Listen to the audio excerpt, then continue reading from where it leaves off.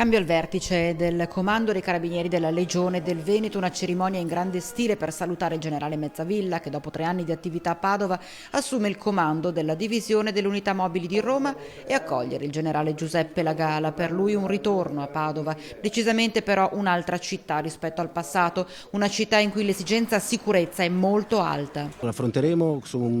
secondo il criterio generale, che è quello di lavorare insieme alla cittadinanza, ai cittadini e alle autorità, di lavorare tutti insieme, perché la sicurezza è una questione di tutti e quindi tutti quanti possiamo dare qualcosa. E in merito al dibattito che interessa diverse città d'Italia, Padova compresa, sul possibile intervento dell'esercito non solo come misura antiterrorismo, ma anche per contrastare episodi di criminalità dilagante, dichiara. Sono scelte che vengono prese ai adeguati livelli e noi carabinieri faremo il nostro dovere, il nostro lavoro sempre in comunione con le forze di polizia, con le forze armate, come abbiamo fatto sempre sul territorio nazionale e anche all'estero. Quindi c'è assoluta unità di intenti, come ho accennato nel discorso, nell'intervento iniziale, unità di intenti con tutti, ma ripeto, non è un problema solo di forze di polizia o di forze armate, ma è l'intero tessuto sociale dell'intera società civile.